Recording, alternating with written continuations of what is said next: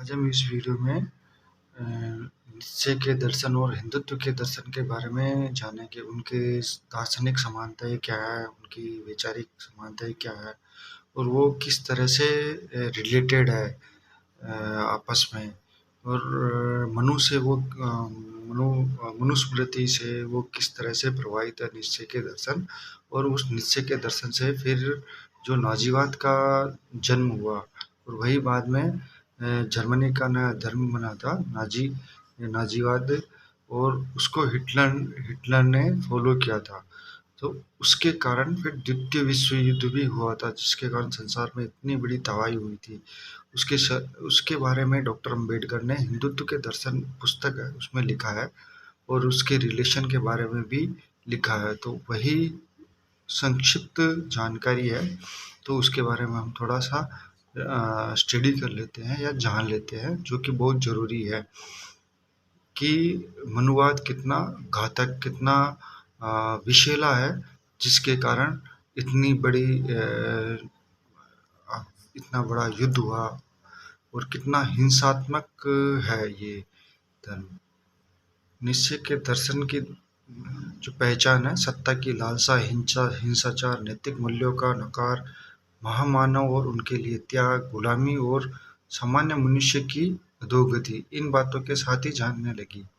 और यही जो दर्शन में जो समानताएं हैं, आप मनुस्मृति में भी देख सकते हैं। जो मनु ने लिखी है वो सारा इन्हीं बिंदुओं के चारों ओर मंडराती हुई दिखती है।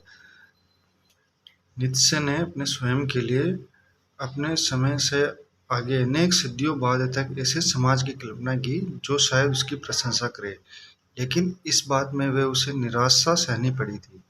उसके दर्शन की अपेक्षा होने के बजाय समय बीतने के साथ साथ नीत्शे की पीढ़ियों के लोगों के मन में जो अपेक्षा और डर की भावना थी, वह और भी बढ़ने लगी। ऐसा इसलिए हुआ क्योंकि नीत्शे के दर्शन में नाजीवाद निर्माण की क्षमता है, और यह बात लोगों को स्पष्ट हो गई थी, और इसी कारण उसका विरोध हो गया था। और जो नाजी लोग हैं वो नीत्शे को अपना पूर्वज समझते हैं, या पूर्वज कहते हैं, उसको अपना आध्यात्मिक गुरु मानते हैं। हिटलर ने स्वयं नीत्शे की मूर्ति के साथ अपना चित्र खिंचवाया था, अपना फोटो खिंचवाया था। हिटलर ने स्वयं नीत्शे की मूर्ति के साथ अपना फोटो खिंचवाया था, और हिटलर ने नीत्शे के सभी मूल लेख अपनी विशेष निगरानी में रखे। उन्हीं लेखों में से कुछ उदाहरण निकाले और उसे नाजीवाद के समारोह में ने जर्मन धर्म के रूप में घोषित किया। नीत्शे नाजीवाद लोगों का आध्यात्मिक पूर्वज है, और यह बात नीत्शे के नज़दीकी साथियों ने भी इनकार नहीं किया है। नीत्शे के चचेरे भाई रिचर्ड ओल्चर ने यह बात कबूली है कि हिटलर की सक्रियता नीत्शे के विचारों का परिणाम है। नाजी लोगों के सत्ता में आने के पीछे नीत्शे की ही मूल प्रेरणा थी। स्वयं नीत्शे की बहन ने अपनी मृत्यु के कुछ दिन पूर्व हिटलर को उसके भाई को सम्मानित करने के लिए धन्यवाद दिया था, और कहा कि जरस्तु में जिस महामानव का वर्णन किया उसका अवतार वह हिटलर में देखती है। और नीत्शे ने स्वयं यह बात कही थी कि उसके दर्शन में उसने केवल मनु की योजना का अनुसरण किया है, और यह है उसकी एंटी क्राइस्ट पुस्तक में नीत्शे में कहा है। यहाँ पे हम यह समझ सकते हैं कि जो हिटलर ने नाजीवाद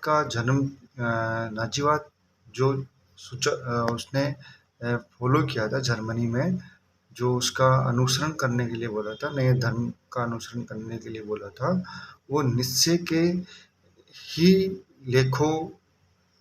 कुछ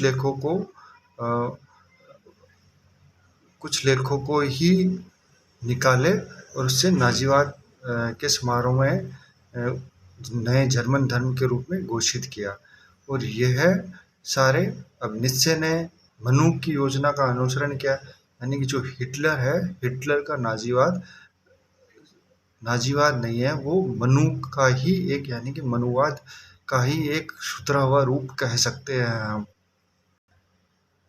जिसके कारण जिसके कारण विश्व में द्वितीय विश्व युद्ध को द्वितीय विश्व युद्ध हुआ था।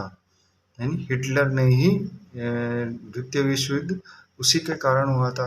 यानी कि मनुवाद कितना घातक है, यह हम इस डॉक्टर अम्बेडकर द्वारा लिखे गए इस लेख से हम समझ सकते हैं। और इस पे यदि रिसर्च भी हो तो वो भी हम और अन्य तथ्यों को ज़्यादा गहराई से समझ सकते हैं।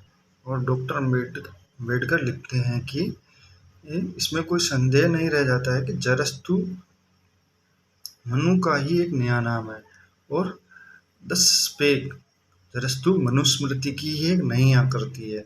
यानी कि जो नाजीवाद है वो मनुस्मृति के ही एक रूप हम कह सकते हैं, जिसके कारण जर्मनी में इतनी तबाही हुई और वो तबाही पूरे विश्व में फैली द्वितीय विश्व युद्ध के नाम से। यानी कि मनुस्मृति और नाजीवाद, हिटलर, इनके सभी जो को रिलेशंस है, इनके जो रिलेशंस है, इनके दर्शन में जो समानताएं हैं कितनी घातक है वो हमें समझनी होगी।